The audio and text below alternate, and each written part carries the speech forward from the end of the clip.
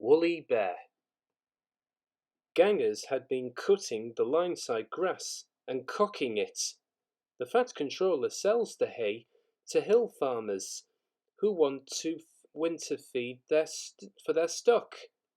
At this time of year, when Percy comes back from the harbour, he stops where they had been cutting.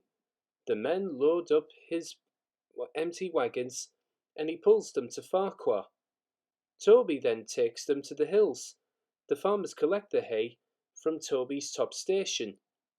When in the wagons, the hay is covered to prevent it blowing about.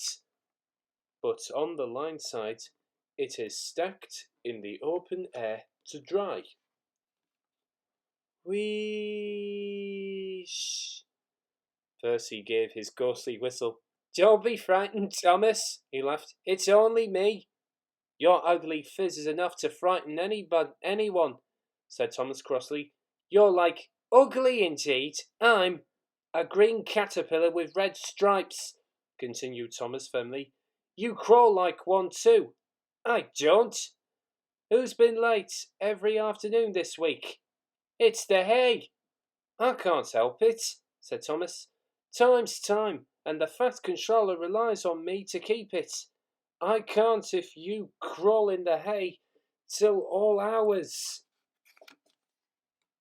Green caterpillar indeed, fumed Percy. Everyone says I'm handsome.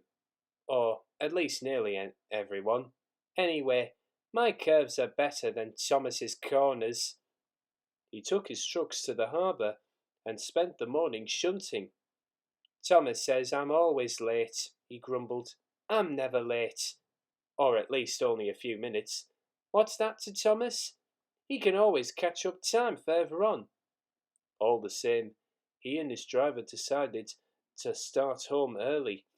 It was most unfortunate that just before they did, a crate of treacle was upset over him. They wiped off the worst off, but he was still sticky when he puffed away. The wind rose as they puffed along. Soon it was blowing a gale. Look at that! Exclaimed his driver. The wind caught the piled hay, tossing it up and over the track. The gangers tried to clear it, but more always came. The line climbed here. Take a run at it, Percy, his driver advised. So whistling warningly, Percy gathered speed, but the hay made the rail slippery, and his wheels wouldn't grip. Time after time he stalled with spinning wheels, and had to wait till the line ahead was cleared before he could start again. The signalman climbed a telegraph pole, the station master paced the platform, passengers fussed, and Thomas seethed impatiently. 10 minutes late. I warned him. Passengers will complain, and the fat controller... The signalman shouted. The station master amazed. The passengers exclaimed and laughed as Percy approached. Sorry I'm late, Percy panted. I should hope, scolded Thomas, but he spoiled the effect as Percy drew a long slide. Look what's crawled out of the hay, he chortled. What's wrong? Asked Percy. Talk about hairy caterpillars, puffed Thomas as he started away. It's worth being late to have seen you. When Percy got home, his driver showed him what he'd look like in a mirror. Bust my buffers, exclaimed Percy. No wonder they all laughed. I'm just like a woolly bear. Please clean me before Toby comes. But it was no good. Thomas told Toby all about it.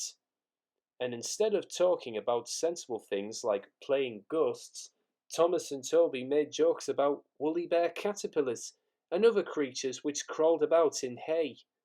They laughed a lot, but Percy thought they were being very silly indeed.